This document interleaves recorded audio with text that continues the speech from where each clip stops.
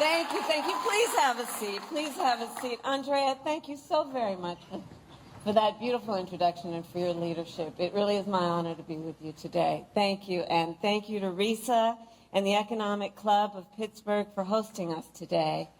And I also want to thank Mayor Gainey for being here. Mayor, you greet me each time I come to Pittsburgh. I thank you so very much for that, and your leadership. Thank you. So, hello, friends. Let's get started. Okay. So we gather at a moment of great consequence. In this election, I believe we have an extraordinary opportunity to make our middle class the engine of America's prosperity, to build a stronger economy where everyone, everywhere, has a chance to pursue their dreams and aspirations, and to ensure that the United States of America continues to out-innovate and out-compete the world. Over the past 3.5 years, we have taken major steps forward to recover from the public health and economic crisis we inherited. Inflation has dropped faster here than the rest of the developed world. Unemployment is near record low levels. We have created almost 740,000 manufacturing jobs, including 650 at the battery manufacturing plant over in Turtle Creek.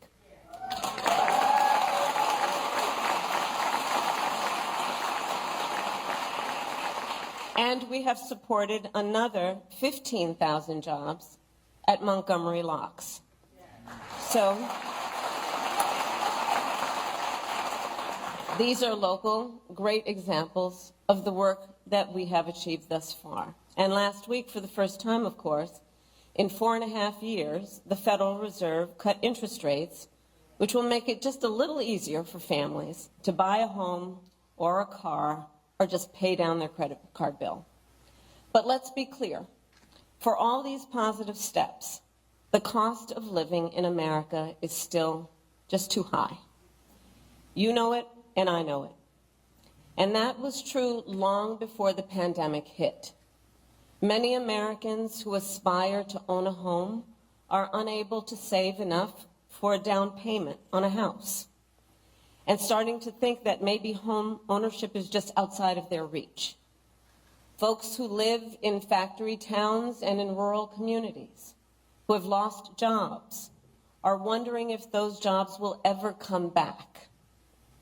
Many Americans are worried about how they'll afford the prescription medication they depend on.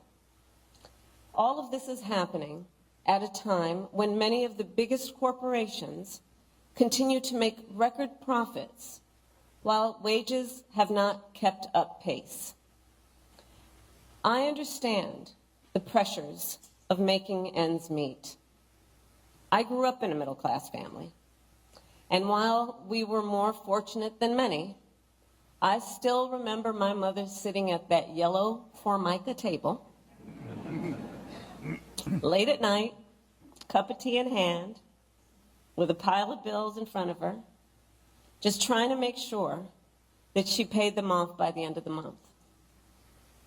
Like so many Americans, just trying to make it all work. Every day, millions of Americans are sitting around their own kitchen tables and facing their own financial pressures.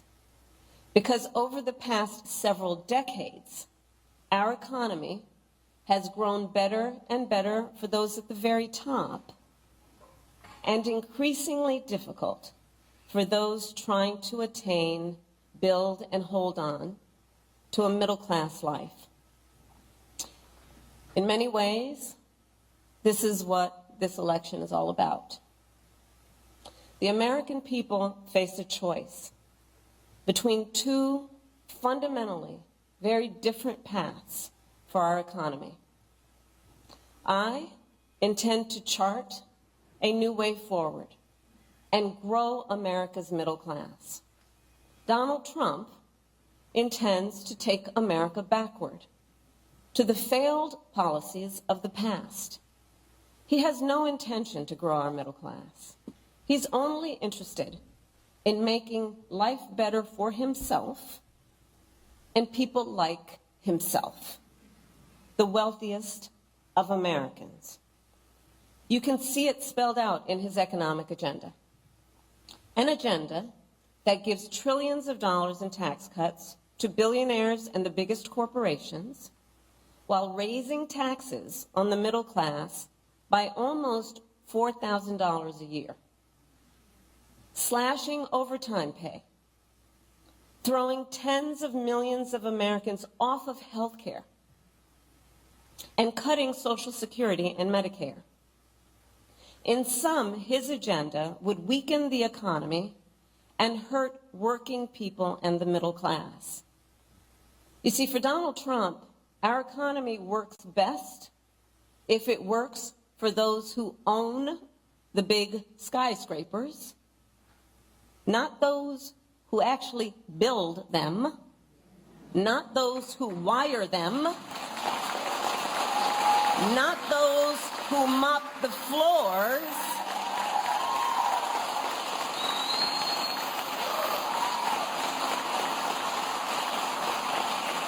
well, I have a very different vision. I have a very different vision for our economy.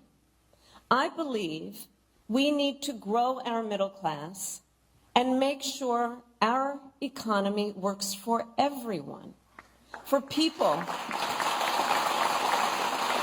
like the people in the neighborhood where I grew up and the hardworking Americans I meet every day across our nation.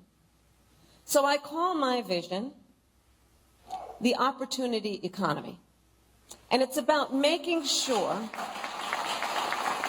everyone can find a job and more, and more. Because frankly, having a job, I believe, in our ambition and aspiration should be baseline. And we should aspire and have the ambition and plan to do more. I want Americans and families to be able to not just get by, but be able to get ahead.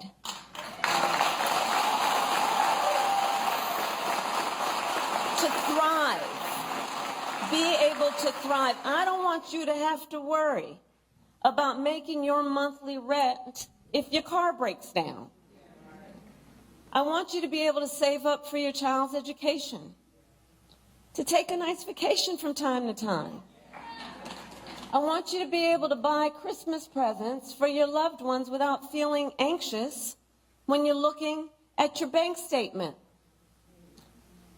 I want you to be able to build some wealth, not just for yourself, but also for your children and your grandchildren, intergenerational wealth.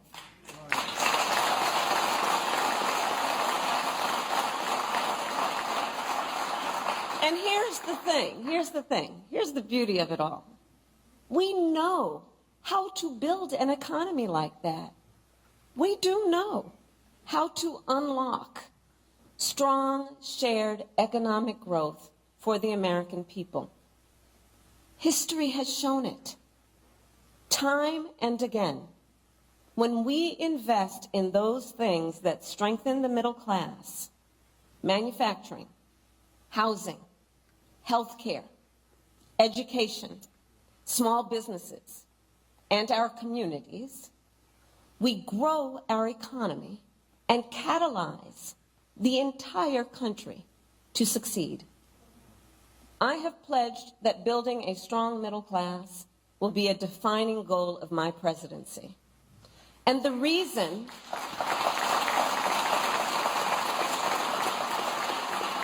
but let me tell you, the reason is not about politics and it's not about ideology.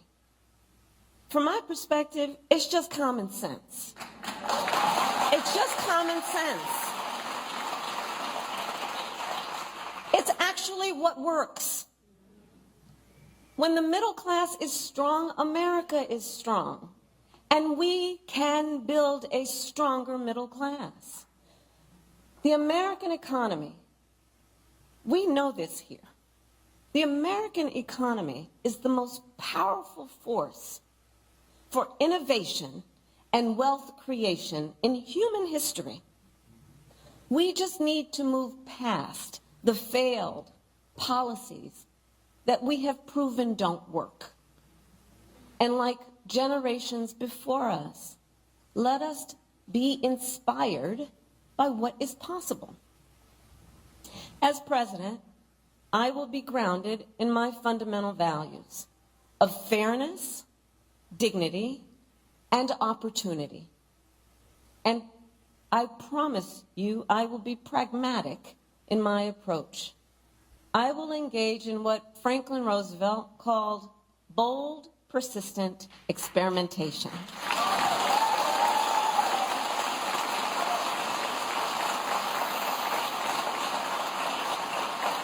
Because I believe we shouldn't be constrained by ideology and instead should seek practical solutions to problems, realistic assessments of what is working and what is not, applying metrics to our analysis, applying facts to our analysis, and stay focused then not only on the crises at hand, but on our big goals, on what's best for America over the long term.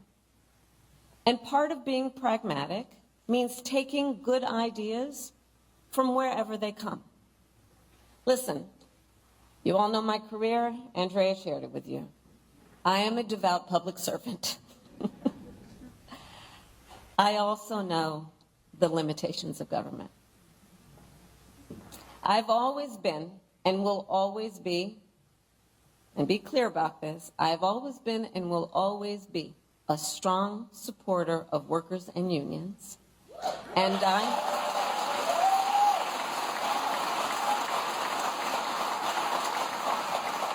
I also believe we need to engage those who create most of the jobs in America. Look, I'm a capitalist. I believe in free and fair markets.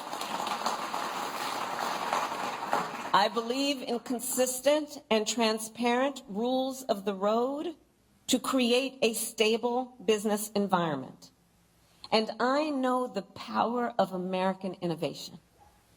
I've been working with entrepreneurs and business owners my whole career. And I believe companies need to play by the rules. Respect the rights of workers and unions, and abide by fair competition. And if they don't, I will hold them accountable. And if anyone has a question about that, just look at my record as Attorney General.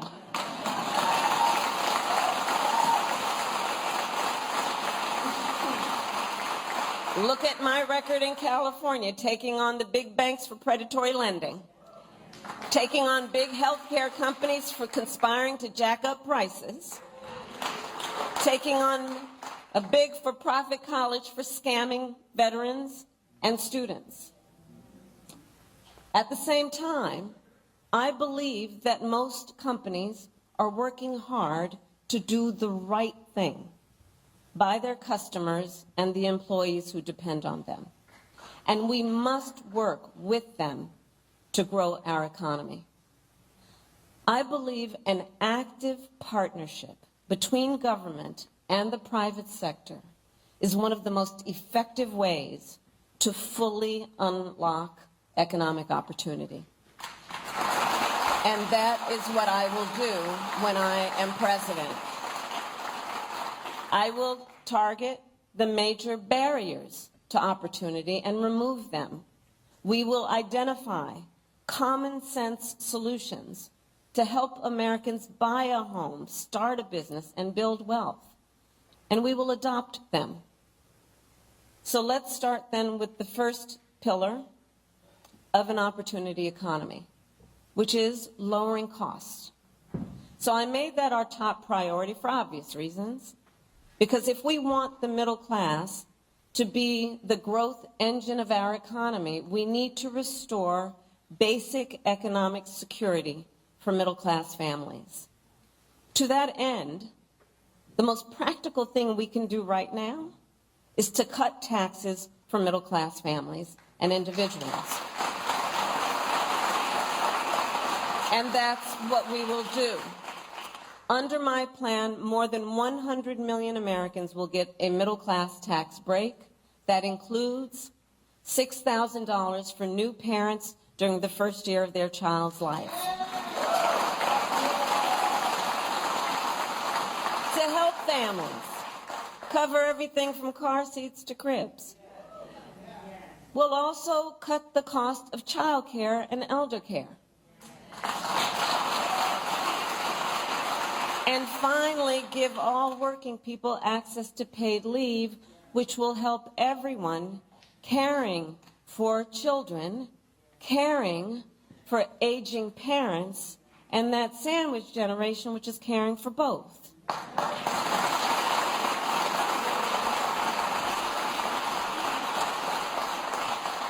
So I have a personal experience with caregiving. I remember being there for my mother when she was diagnosed with cancer, cooking meals for her, taking her to her appointments, just trying to make her comfortable, figuring out which clothes were soft enough that they wouldn't irritate her, and telling her stories to try and make her laugh.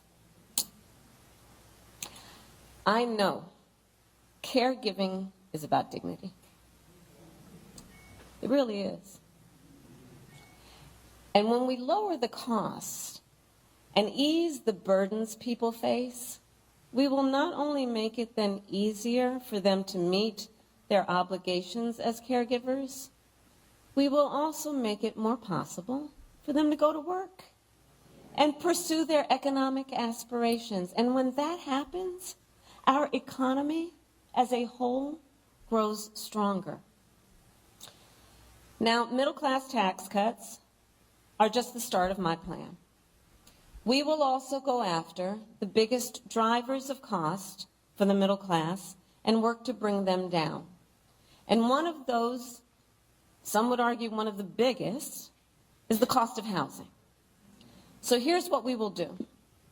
We will cut the red tape that stops homes from being built and take on, in addition, corporate landlords who are hiking rental prices. And we will work with builders and developers to construct 3 million new homes and rentals for the middle class, because increasing the housing supply will help drive down the cost of housing. We will also help first-time homebuyers just get their foot in the door with the $25,000 down payment assistance.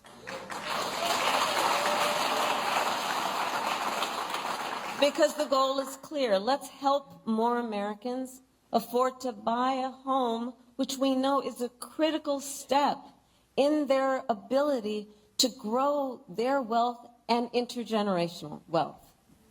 And we will work to reduce other big costs for middle-class families. We will take on bad actors who exploit emergencies and drive up grocery prices by enacting the first ever federal ban on corporate price gouging.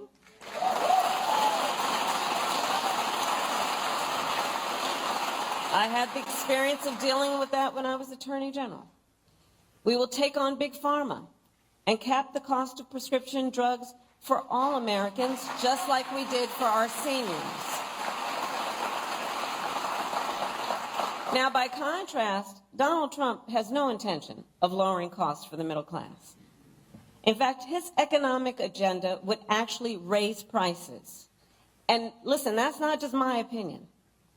A survey of top economists by the Financial Times and the University of Chicago found that by an overwhelming 70 to 3% margin, my plan would be better for keeping inflation low. Objective economists have been very clear. The second pillar of an opportunity economy is investing in American innovation and entrepreneurship. So for the last century, the United States of America has been a beacon around the world. And as your vice president now for almost 4 years, I've been traveling the world, meeting with world leaders, meeting with foreign leaders, meeting with business people in various countries with which we have partnership. And I will tell you, America remains a beacon for what it means to inspire and invest in innovation. Not only for our ability to come up with some of the most breakthrough ideas, but also our ability to turn those ideas into some of the most consequential innovations the world has ever known. I believe the source of our success is the ingenuity, the dynamism, and enterprising spirit of the American people. To paraphrase, yes, it is, it's our nature. It's our nature. To paraphrase Warren Buffett, since the founding of our nation, there has been no incubator for unleashing human potential like America. And we need to guard that spirit. We have to guard that spirit. Let it always inspire us. Let it always be the source of our optimism, which is that spirit that is so uniquely American. And let that then inspire us by helping us to be inspired to solve the problems that so many face, including our small business owners.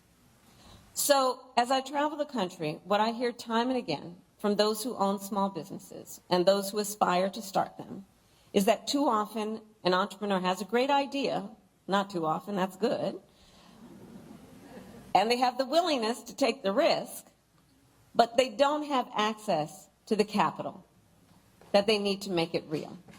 And as Andrea said, not everybody was handed on a silver platter $400 million and then filed for bankruptcy 6 times. Oh, I said that. I actually said that.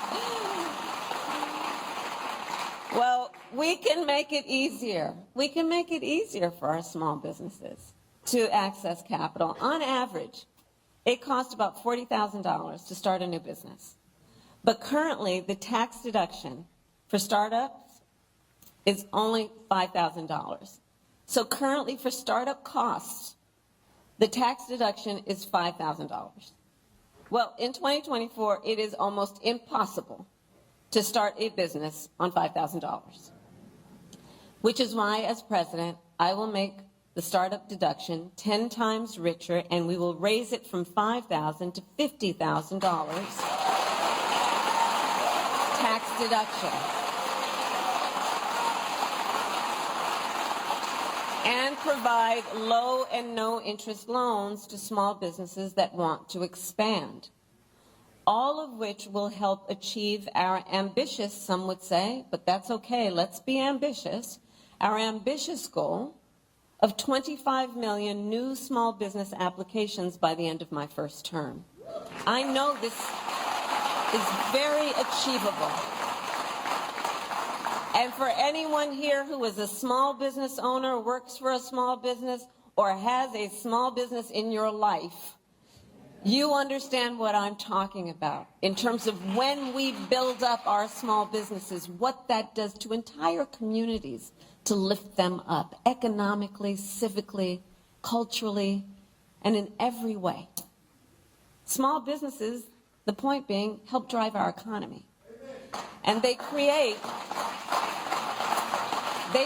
nearly 50% of private sector jobs. And they strengthen our middle class. And if we can harness the entrepreneurialism of the American people and unlock the full potential of aspiring founders and small business owners, I am optimistic that no one will be able to outpace us. By contrast, Donald Trump, when he was president, has been described by one of the nation's leading experts on small businesses in a piece he published in a major paper as not being good for small businesses. In fact, the title, wait, because I'm bearing the lead right now. One of the leading experts on small businesses published a piece in one of the major newspapers, and the title, I'm going to quote, "Does Donald Trump hate small businesses?" And their answer was yes. Their answer was yes. Because at the same time that Donald Trump was giving a tax cut to big corporations and billionaires, he tried to slash programs for small businesses and raise borrowing costs for them. Instead of making it easier, he actually made it more difficult for them to access capital. And that's not surprising, because Donald Trump just does not prioritize small businesses. He does not seem to value, frankly, the essential role they play. But look, when I look at small business owners, I see some of the heroes of our economy. Not only entrepreneurs, but as I said, civic leaders, community leaders, part of the glue that holds communities together. The third pillar of our opportunity economy is leading the world in the industries of the future and making sure America, not China, wins the competition for the 21st century.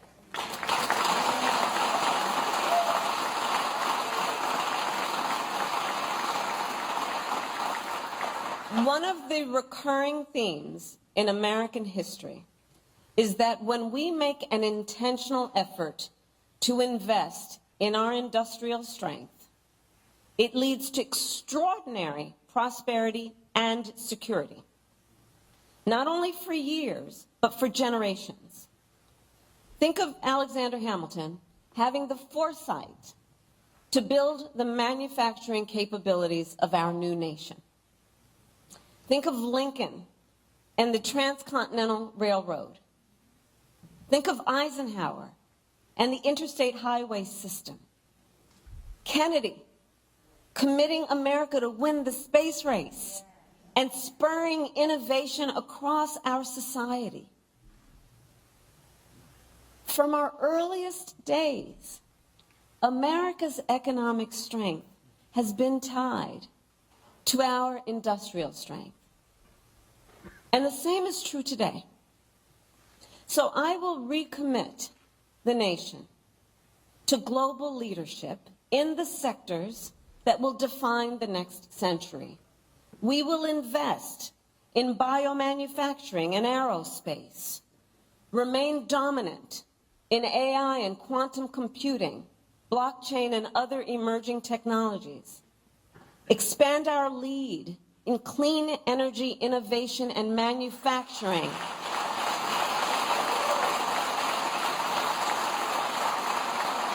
so the next generation of breakthroughs, from advanced batteries to geothermal to advanced nuclear, are not just invented, but built here in America by American workers.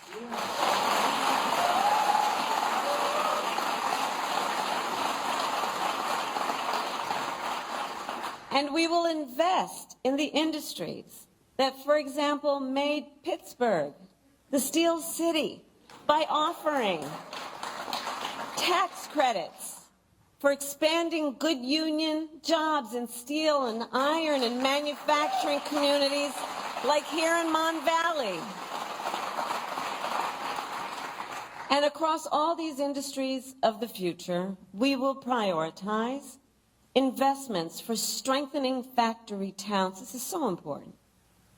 For strengthening factory towns, retooling existing factories, hiring locally, and working with unions, because no one who grows up in America's greatest industrial or agricultural centers should be abandoned. And understand what that means for real people, people we know, people we care about. We don't have to abandon a strength we've known to achieve a strength that we plan.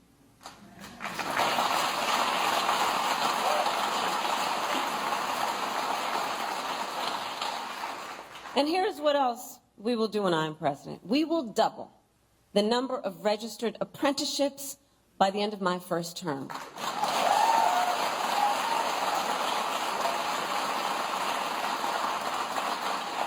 Because I almost made it a goal of mine. I think I am going to fall short, but trying to visit every IBEW local in America, because I'm going to tell you, those apprenticeship programs, those are tough duty, man.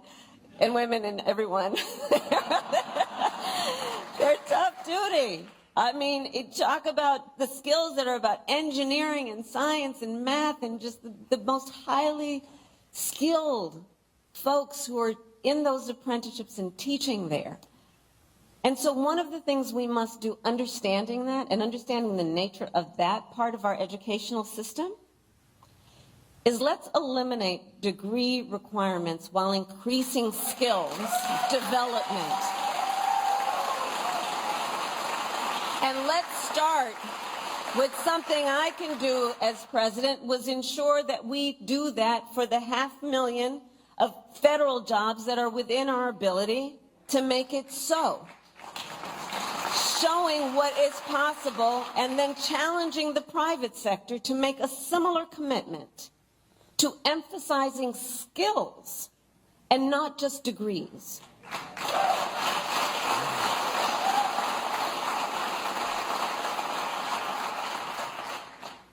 And we will reform our tax laws to make it easier for businesses to let workers share in their company's success.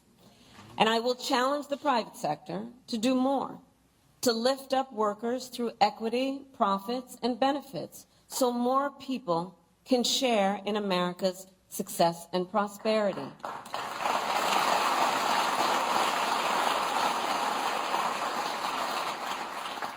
And not only must we build the industries of the future in America, we must also build them faster. You know, there's a time for patience, and there's a time for impatience. That's not in Ecclesiastics, but just went off script for a minute, Mayor. But the simple truth is, in America, it takes too long and it costs too much to build. Whether it's a new housing development, a new factory, or a new bridge, projects take too long to go from concept to reality. It happens in blue states, it happens in red states, and it's a national problem. And I will tell you this, China is not moving slowly. They're not. And we can't afford to either. If we are to compete, we can't afford to either. As president, if things are not moving quickly, I will demand to know why, and I will act. I will work with Congress, workers and businesses, cities and states, community groups and local leaders to reform permitting, to cut red tape, and get things moving faster. Because, look, as I said, patience may be a virtue, but not when it comes to job creation or America's competitiveness. Many of you know, the Empire State Building, you know how long it took to build that? 1 year. The Pentagon, you know how long that took? 16 months. No one can tell me we can't build quickly in our country.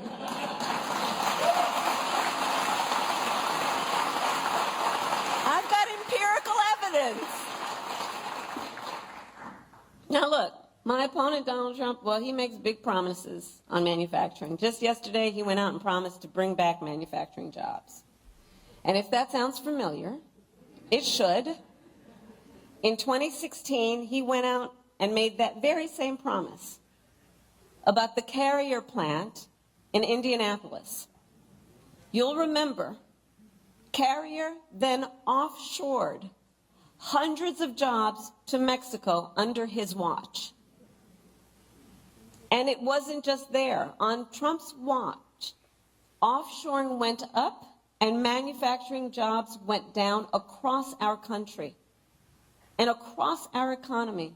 All told, almost 200,000 manufacturing jobs were lost during his presidency, starting before the pandemic hit, making Trump one of the biggest losers ever on manufacturing.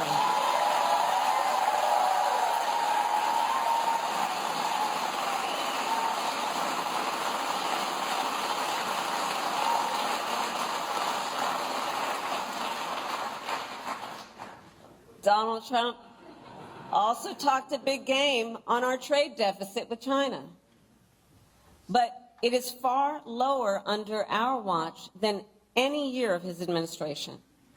While he constantly got played by China, I will never hesitate to take swift and strong measures when China undermines the rules of the road at the expense of our workers, our communities, and our companies, whether it's flooding the market with steel, inferior, or at all, unfairly subsidizing shipbuilding, or hurting our small businesses with counterfeits. Recall, Donald Trump actually shipped advanced semiconductor chips to China, which helps them upgrade their military. Understand the impact of these so-called policies that really are not about a plan for strengthening our prosperity or our security. I will never sell out America to our competitors or adversaries. Never. Never. And I will always make sure we have the strongest economy and the most lethal fighting force anywhere in the world.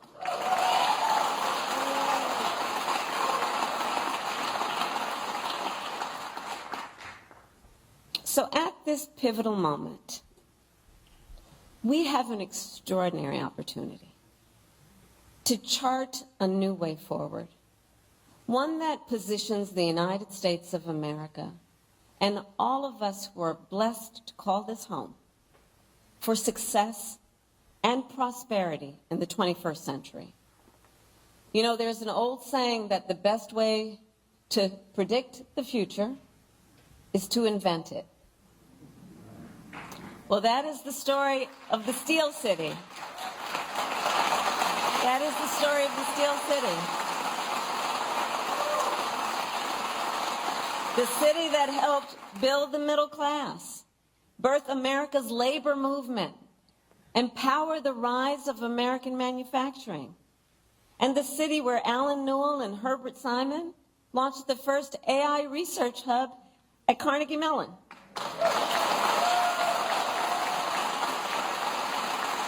And created entirely new fields like machine learning. And Carnegie Mellon is now home to the largest university robotics center in America.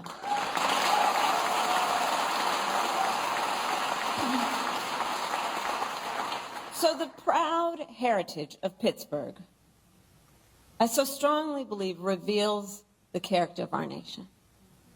A nation that harnesses the ambitions, the dreams, and the aspirations of our people.